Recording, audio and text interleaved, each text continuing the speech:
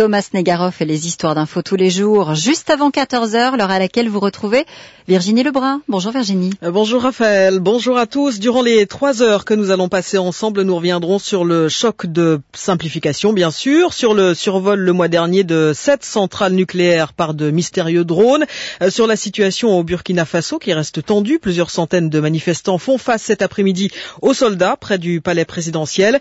Et puis nous parlerons aussi d'une série télé inédite qui donne le pouvoir aux téléspectateurs, le pouvoir d'écrire la suite des épisodes. Elle sera diffusée dès ce soir sur France 4.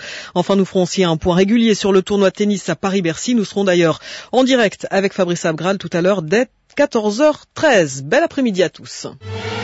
France Info, le réflexe info. Merci d'écouter France Info. Il est 14h. Le journal Emma Sarango. Bonjour. Bonjour. L'appel au calme du gouvernement burkinabé ne suffit pas à apaiser la colère des manifestants dans la capitale comme dans la deuxième ville du pays. Plusieurs bâtiments institutionnels ont été incendiés ce matin et les affrontements avec les forces de l'ordre ont fait au moins un mort. Les manifestants réclament le départ du président Compaoré. Quand simplification rime avec dématérialisation, les nouvelles mesures du choc voulues par François Hollande consistent essentiellement à faire en ligne les démarches que vous faisiez par papier. EDF parle d'incidents sans conséquences, mais Greenpeace s'alarme après le survol de 7 centrales nucléaires françaises par des drones. Et puis il est de plus en plus difficile d'acheter un logement en France. Les ménages choisissent plus petit et moins cher. La météo, on a commencé la journée dans le gris, mais les éclaircies semblent gagner la partie dans le nord de la France en tout cas. Au sud, l'été joue encore une fois les prolongations avec des températures incroyables cet après-midi. Jusqu'à 28 degrés à Biarritz, moins chaud plus au nord, mais quand même une vingtaine de degrés à Paris, Brest ou encore Clermont. Météo complète à la fin du journal. France Info. Au Burkina Faso, les manifestants font face aux militaires près du palais présidentiel. C'est là que se concentrent maintenant les affrontements. Ce matin, le Parlement a été saccagé dans la capitale Ouagadougou. La télévision publique a été prise d'assaut et empêchée d'émettre. Et dans la deuxième ville du pays, Bobo Dioulasso, la mairie et le siège du parti présidentiel ont été incendiés. Des heurts qui ont fait au moins un mort, mais d'autres personnes pourraient avoir été touchées. Ce que demandent les manifestants, c'est le départ du président Blaise Compaoré. Il est au pouvoir depuis 27 ans, souhaite briguer un 3e mandat et l'Assemblée nationale devait se pencher ce matin sur une révision de la Constitution dans ce sens. Face à la violence des manifestants, le gouvernement a cédé et a décidé d'arrêter le vote, mais cela n'empêche pas les protestataires de continuer les violences. Frédéric Gara est l'envoyé spécial de RFI à Ouagadougou. À l'Assemblée, une foule incroyable a réussi à refouler les forces de police et de gendarmerie. Très vite, ils ont franchi la porte du Parlement où devait se tenir le vote dont on parle depuis longtemps. Et là, tout est allé extrêmement vite, tout s'est accéléré. Les quelques rares députés de l'opposition qui étaient présents dans l'hémicycle depuis tôt ce matin se sont mis à l'abri en arrière de l'hémicycle dans une dépendance, tandis que la foule a envahi le Parlement, les pierres, les bâtons, les barres de fer, tout a volé bas, très bas contre les écrans de télévision, les mobiliers, les écrans d'ordinateur. Tout le monde s'est éparpillé à l'Assemblée. Quelques députés de l'opposition ont été portés en triomphe par la foule surexcitée qui a hurlé sa satisfaction. Puis après cette victoire, les manifestants ont refoulé par grappes le long de l'avenue de l'Indépendance qui conduit à l'Assemblée, s'en prenant au passage à l'hôtel d'Indépendance. Le vote n'a pas pu avoir lieu pour permettre la modification de la Constitution. Pour les manifestants, la première manche est gagnée, mais la journée risque et promet d'être encore très longue ici à Ouagadougou, où la foule refoule en centre-ville pour se livrer encore à quelques pillages apparemment. Et vous pouvez suivre en temps réel les événements au Burkina Faso sur franceinfo.fr, le compte Twitter et l'application mobile de France Info. La police israélienne a été placée en état d'alerte dans tout le territoire et des renforts vont être déployés à Jérusalem, annonce ce matin du Premier ministre Benjamin Netanyahou, alors qu'à l'est de la capitale, un Palestinien a été tué dans un échange de tirs avec des policiers israéliens. Le président de l'autorité palestinienne, Mahmoud Abbas, en appelle à la communauté internationale pour calmer le jeu. 14h04 sur France Info, le directeur de l'hebdomadaire Minute condamné à 10 000 € d'amende. En novembre dernier, le journal avait assimilé la ministre de la Justice, Christiane Taubira, à un singe. Le parquet avait requis 3 mois de prison avec sursis et la même amende. Faire simple peut rapporter 11 milliards d'euros. C'est l'économie espérée par François Hollande grâce à son choc de simplification. Le premier volet avait été lancé il y a 1 an et demi et le président de la République a annoncé ce midi une nouvelle série de mesures destinées destiné aux entreprises, mais aussi à vous, particuliers. Je vais donner quelques exemples pour la vie quotidienne des Français. Dès mars prochain, les demandes de passeport dans 10 préfectures pourraient être effectuées directement en ligne. Et je demande que ce soit là aussi généralisé d'ici la fin de l'année prochaine. La carte vitale pourra, elle, également être demandée en ligne. De même que pour toutes les aides au logement, on peut faire ces démarches en ligne. Le paiement des amendes, procédure très agréable, sera également dématérialisé. Ça ne diminuera pas le coût, mais ça simplifiera beaucoup les relations et évitera un certain nombre de malentendus après. Pour faciliter la vie des familles dont les enfants sont scolarisés, je l'ai dit, un simulateur un peu analogue à celui qui a été présenté sera mis en place pour le montant de la bourse, pour que les fiches de renseignement soient également dématérialisées pour les élèves, pour que les frais de cantine puissent être réglés également en ligne. Et ce choc de simplification prévoit également une déclaration fiscale unique pour les entreprises contre 4 par an actuellement.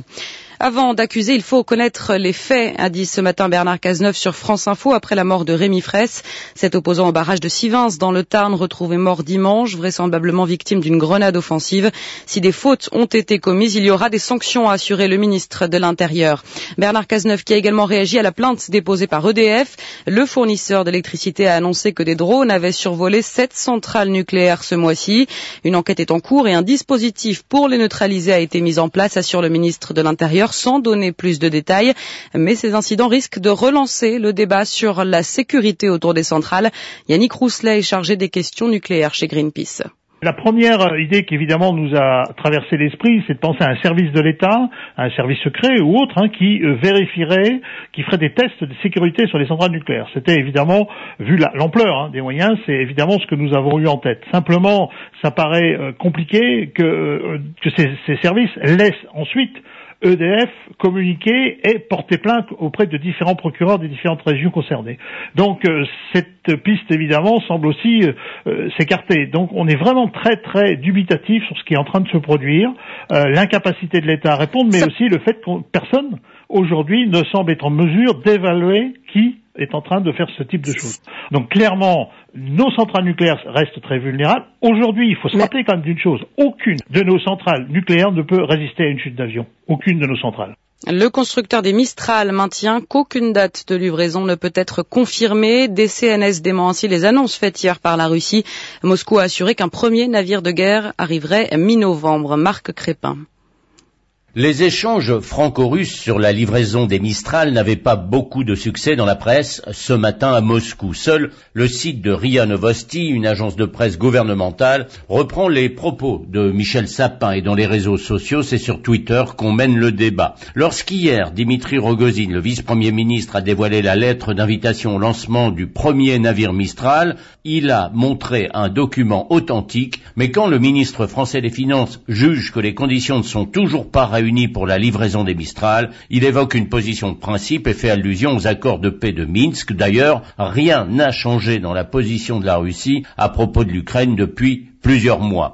Et rien n'a changé non plus sur la résolution des Russes qui sont décidés à réclamer le remboursement des navires et des pénalités financières si la France leur fait défaut. Moscou, Marc Crépin, France Info. Et malgré le cessez-le-feu entré en vigueur il y a près de 2 mois en Ukraine, 7 militaires de l'armée régulière ont été tués ces dernières 24 heures dans l'Est. Les séparatistes pro-russes sont prévus d'organiser leur propre scrutin ce dimanche après avoir interdit les législatives dans l'Est dimanche dernier. 14h08 sur France Info, le marché de l'immobilier a du mal à redresser la barre. C'est en tout cas ce que disent les résultats du baromètre Nexity Ipsos sur la conjoncture du logement. Le promoteur immobilier relève notamment une baisse des ventes de résidences principales et des investissements locatifs par rapport aux 9 premiers mois 2013. Alain Dinin est le PDG de Nexity. Le nombre d'acquisitions en résidence principale est en recul par rapport aux 9 premiers mois de l'année 2013. En volume, c'est une baisse de 7,9% qui est constatée par Nexity, avec des budgets moyens en baisse pour toutes les zones et tous les profils d'acquéreurs. En conséquence, la demande porte sur des logements plus petits et moins chers. L'investissement locatif marque le pas, le recul de 2013 se confirme en 2014. Depuis 4 ans, le nombre d'investisseurs particuliers qui acquièrent un logement pour le louer ne cesse de décroître. Les investisseurs sont 2 fois moins nombreux qu'en 2010 et les classes moyennes ont déserté ce type d'investissement. Explication, les changements de dispositifs fiscaux. On est passé du CELI au Duflot, puis au Pinel. De nombreux changements en peu de temps qui sèment le doute chez les investisseurs particuliers. Explication signée Patrick Lelon. Les tennismen français face à de gros morceaux aujourd'hui au Masters 1000 de Paris-Bercy. Ils sont 3 à s'être qualifiés pour les 8e de finale. Gaël Monfils, Jo-Wilfried Tsonga et Lucas Pouille. On y revient juste après la météo. C'était le journal d'Emma Sarango. France Info, 14h-17h, Virginie Lebrun. Et effectivement, dans quelques minutes, nous serons en direct avec Fabrice Abgral pour faire un point sur cette nouvelle journée à Bercy. Nous reviendrons notamment sur le match Anderson-Wawrinka et sur la toute dernière qualification de Thomas Berdych. Mais d'abord, un coup d'œil sur le temps. France Info Météo, avec Teva, laboratoire pionnier des médicaments génériques, engagé pour une meilleure observance de leur traitement par les personnes âgées. Jean-Michel Golinski à Météo France. Beaucoup de soleil cet après-midi sur l'Hexagone. Les grisailles les plus tenaces, on va les trouver du Val-de-Saône à la Lorraine, sur le sud de la Bretagne et dans une moindre mesure sur le Roussillon. Sur le reste du pays, on parlera souvent de très belles éclaircies au nord de la Loire et dans la moitié sud, des nuages d'altitude dont un ciel un peu plus variable sur le centre, le Limousin et le Midi-Pyrénées. Mais de part et d'autre, c'est le bleu qui l'emporte. Les températures maximales chaudes dans le sud-ouest, de l'ordre de 24 à Toulouse, 25 à Bordeaux et Agen, 29 degrés à Biarritz, afficheront 17 degrés de Lille à Strasbourg, une vingtaine dans la capitale et 20 à 22 sur la Bretagne, le centre et de Rhône-Alpes à la Corse. Des valeurs partout bien supérieures au normal et ce n'est pas terminé avant une dégradation pour le week-end. Demain sera une très belle journée et les températures maximales, toujours plus hautes, vont généralement s'établir entre 20 et 30 degrés du nord au sud-ouest. Jean-Michel Golinski à Météo France.